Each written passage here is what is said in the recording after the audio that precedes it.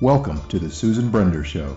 It's all about you, featuring shows on health and wellness, the performing arts, politics, and people who inspire you to be your very best. And now, here's Susan Brender.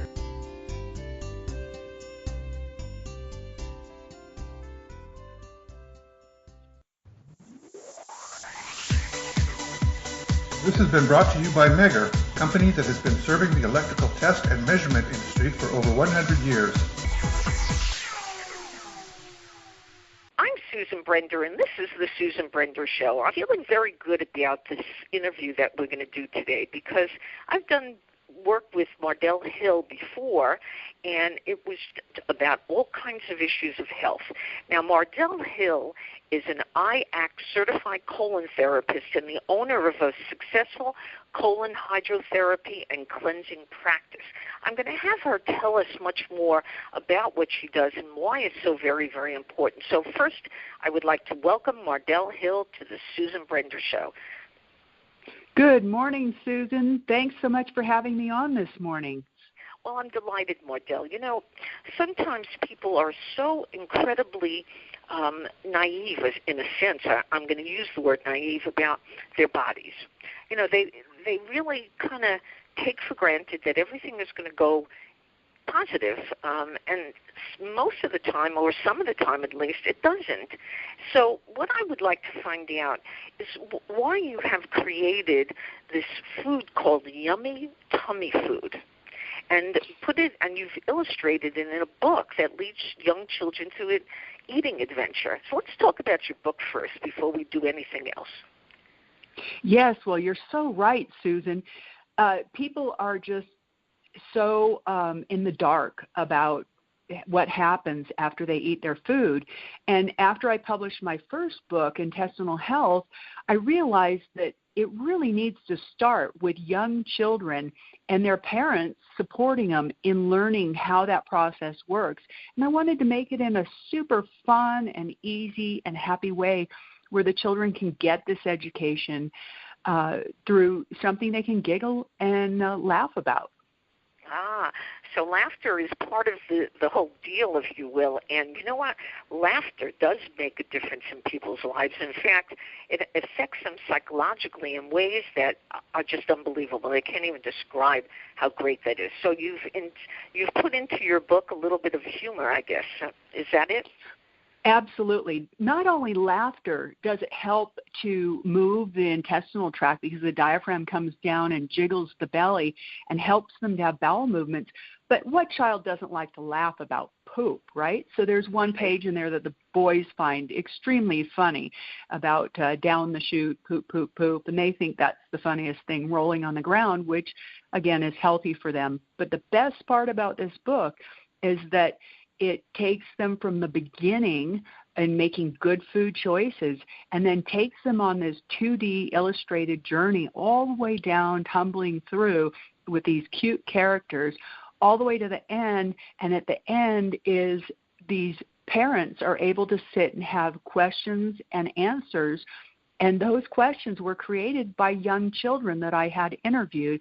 And they ask the questions, then I put them in there, and not only is the child going to learn, but the parent is going to learn something too, and it's great time spent together. You know, before we get into the book again, I want to ask you something. Something must have inspired you to write this book because it is an educational book, and it's a very interesting and funny book, and it's, you know, the kind of thing that would make kids really enjoy and make their parents read it to them. I remember doing that with my son. He loved when I read to him.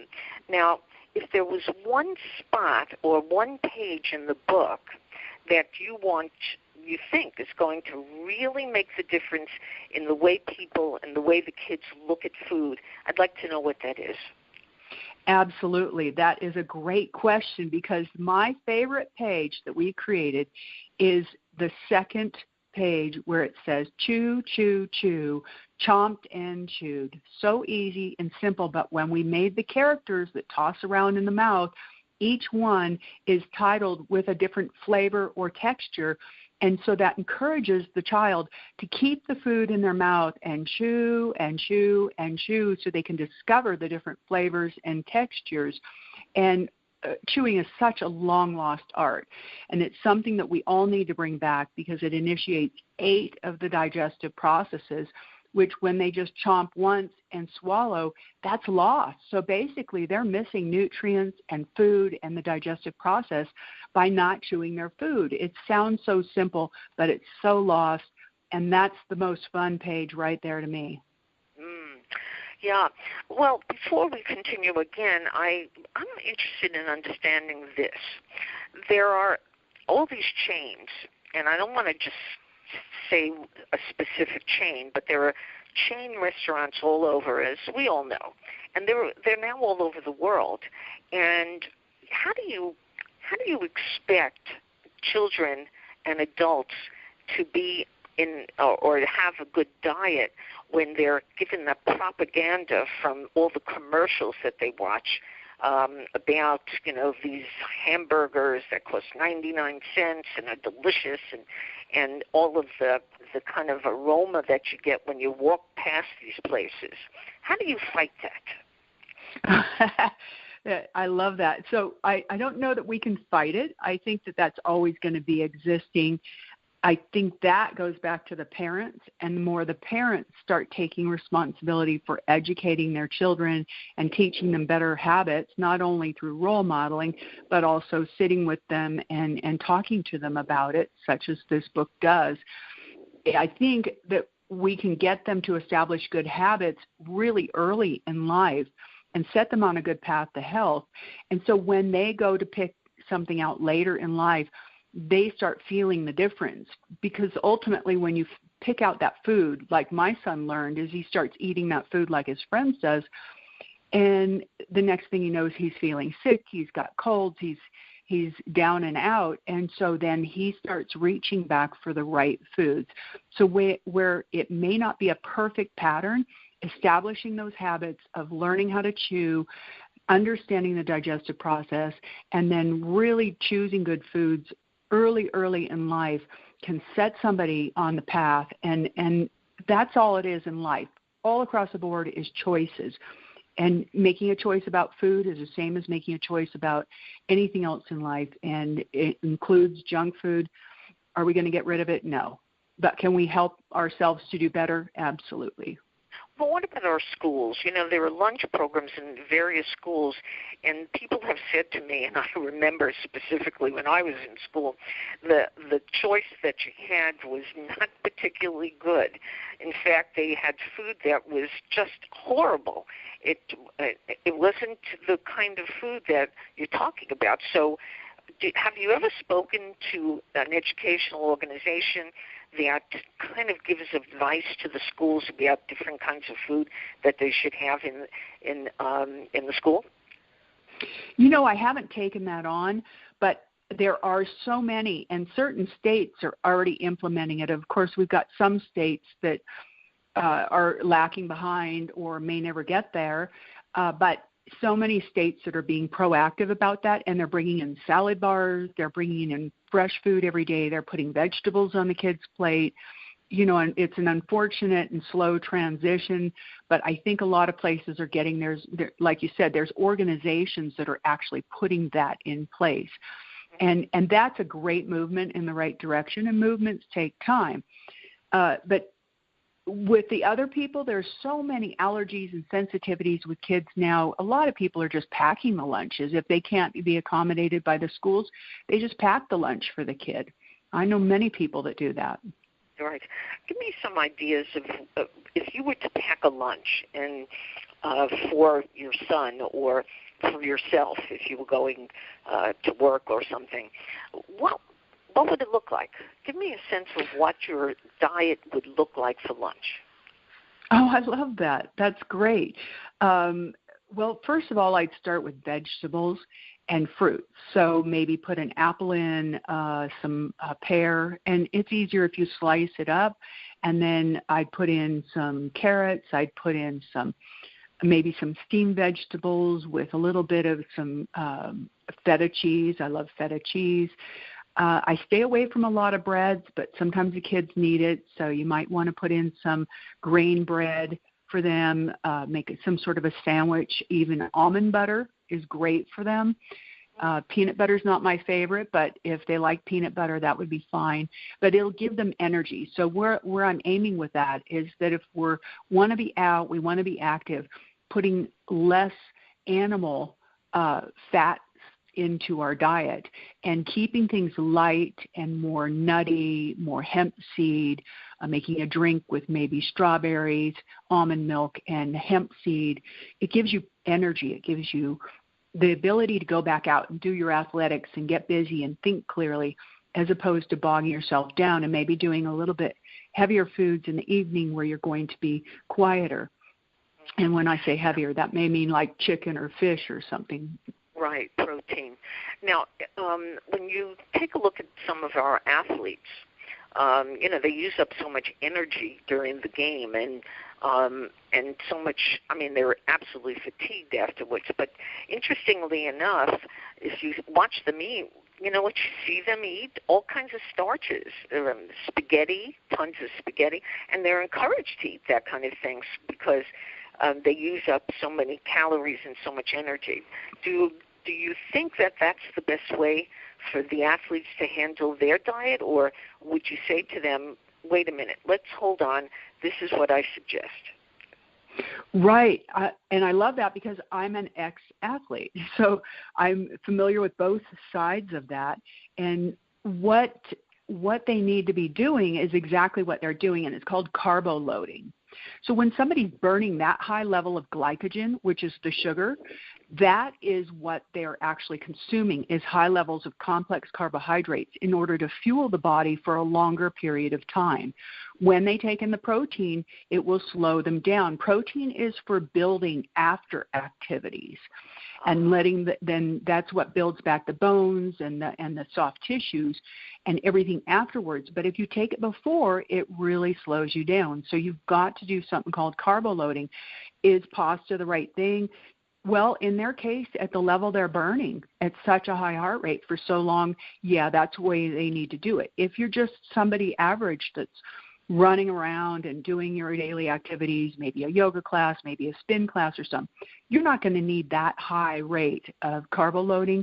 Something a little bit more grainier, like some cooked quinoa, some oatmeal, some amaranth, something like that is going to give you enough energy to get you through that. And then afterwards, within 30 minutes, you put some protein in your body, and it's going to pick you right back up and help rebuild the tissues that have been broken down during the exercise. Are you a nutritionist? Do you have a background in nutrition? Well, that's a great question. I actually only do from being in the athletic industry. I worked with the American College of Sports Medicine, and through that, long ago when I was an athletic instructor, and that was when we were also combining our work with nutrition. Since it has been removed, so now they separate them, and most athletic instructors don't do both. Mardell, I'd love you to tell our audience a little story about some of the things that you've encountered during your time doing all this work. There must be something interesting that you can provide to our audience, because I'm sure you've had funny stories and some sad stories and stories that kind of tell you what's going on in the world now. Yeah, boy, that challenges me to think back a bit. I think the most prevalent question that I had to ask myself about a decade ago was, why do these people come to see me and have so many unanswered questions? And it wasn't just one or two. It was every day, multiple people, and the same questions again and again and again. And I thought, they aren't getting their questions answered. You want to say, oh, you can find it all on the internet, but it's just a plethora of data. Many unauthorized sites that aren't giving accuracy. The medical isn't giving it to them. Why aren't these people getting their questions answered? And it seems so simple, and people really are seeking out a reason to search for themselves to get well. And that was what brought me to my first book, Intestinal Health, A Practical Guide to Complete Abdominal Comfort. And that is full of all the questions that my clients asked for 9 years. And I put them together into a book that then was taken by a publisher, Rowman and Littlefield, and brought out, and it has become a bestseller. Then since then, I brought in the children's book. But this is what was scary to me, and I'm finding people are really happy being able to find self-discovery ways to improve their digestion, to decrease symptoms of discomfort, to help themselves decrease their pain and discomfort in their abdominal. Did you know that over 90 million people a year in the U.S. alone reach out for intestinal discomfort? And when I came back to it, I said, you know what this is? This is a lack of education. And if I can provide a lay version of education for people to help themselves, then that's what I wanted to do, and then followed it up with the yummy tummy food for the little ones, the 3 to 6 year olds, in order so everybody can kind of get on page with that. And to this day, I still have people that are confused, but that would probably be my biggest story that was a movement in my life that reached out to help the general public. Now, what do you attribute to the fact that doctors, when they're in medical school, get very little education about nutrition and how to eat? Because don't you think it would be very important for somebody like you to educate some of these pre-doctors to be able to provide some of the very important information that kids need and adults need? Yeah, I agree. I think it's very unfortunate the way the medical schools are being run, and you have to look at who's behind that, who's funding them.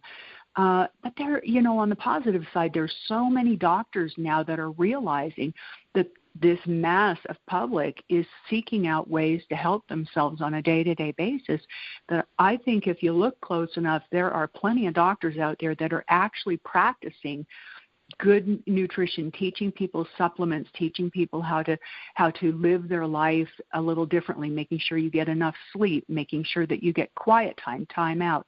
There's a lot on the media about that now. Can we overcome the mass media that's leading us down the wrong road?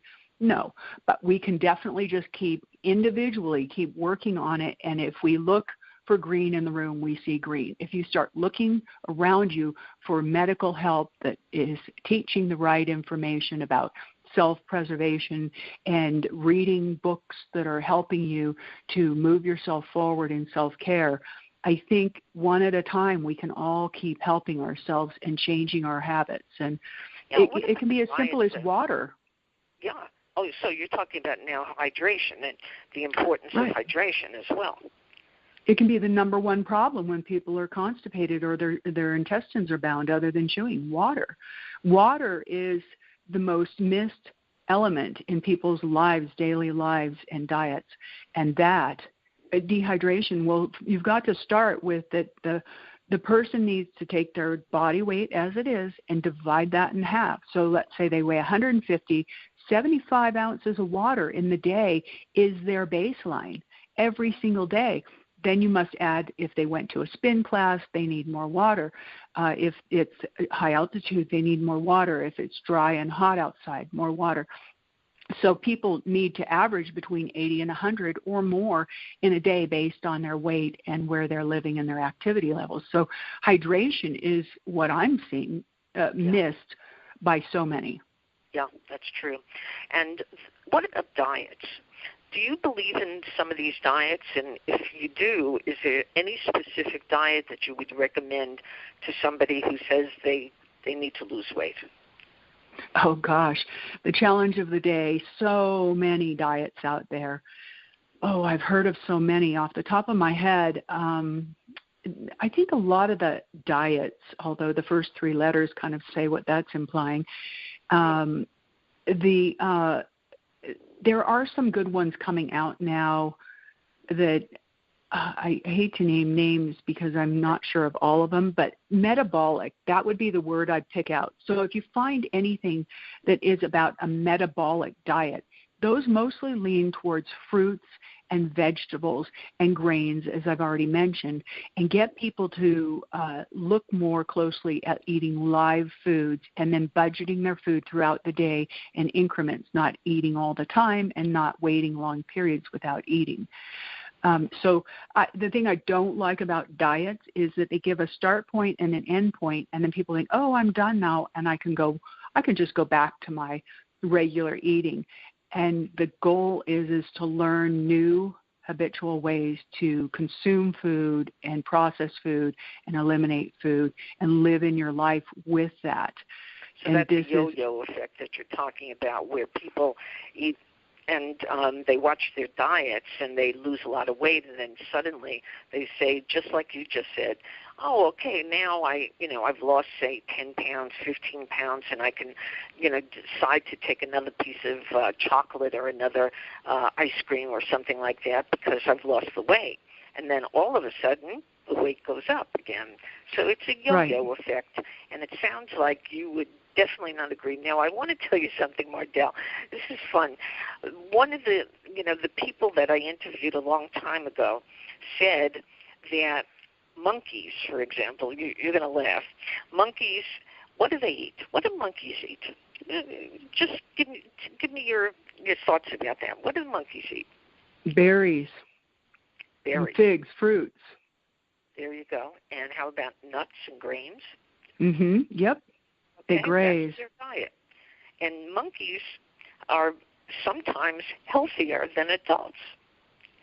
But the issue that my guest said was that people, they don't know how to combine these different things. So he had a particular, I want to call it a smoothie of sorts that was made out of grains and made out of fruits and veggies. And he said, if you eat this, you're going to be as healthy or even healthier than a chimp. So he called it, I don't like to also mention again, but he was an interviewee, and he created something called chimp food. And when I tried it, I found it very, very, first of all, I found it really delicious, and the other part of it is that it does make you feel healthier. So here, maybe you can kind of create something, too, if besides the book, and come up with a clever name like chimp food. Just for fun, I'm talking about that with you. Isn't that fun? Chimp food? That's great. Yeah, I love that. I know. Well, getting back to you and your ideas, what's in store for you now? Are you going to write another book, and have you learned from the book that you've written that there's so much more knowledge that people need? I like where I'm at for now. What I'd like to do is get the message of the two books I've got out there more. So that's my focal point, is to really get this into people's hands. The book, Intestinal Health, just got a revised version out, which is a paperback, and that's starting to sell a lot better because the price is lower. It is in libraries for people. I want to focus on getting this children's book out. So marketing is really my focus now, and maintaining my business of supporting people in their colon cleansing and education about their health.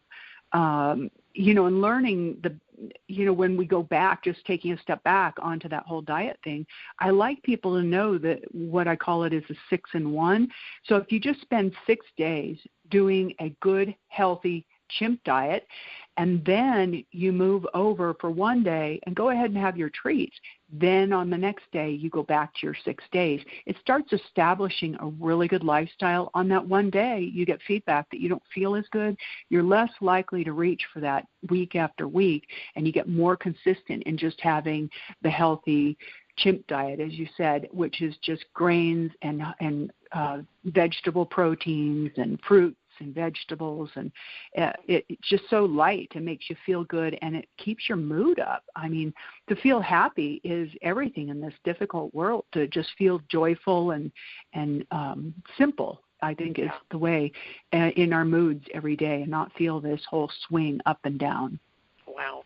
Well, my guest today has been Mardell Hill. She's the author of Intestinal Health, A Practical Guide to Complete Abdominal Comfort, and another book for children, which is called Yummy Tummy Food. And it sounds like a delightful book, and I think it's great if you just say to yourself, look, I don't have to think up this whole thing for me. I have people like Mardell out there who can give me all the information I need for my family and for my health. So Thank you very much, Mardell Hill, for being on the Susan Brender Show. It's always a pleasure. Absolutely, Susan. You have a great day. Thanks for having me. Oh, you're welcome. This show is brought to you by the Spectrum Firm Incorporated, a helping hand on the FCC highway. The Spectrum Firm specializes in FCC licensing, related engineering, and project management support in the private wireless industry. We offer FCC licensing, engineering support, and related services, including annual programs for license maintenance and renewal services, spectrum analysis, strategy, and frequency management. For more information, call 858-484-8502 at www.thespectrumfirm.com. Thank you for listening to The Susan Brender Show. To be a guest, email sebrender@yahoo.com.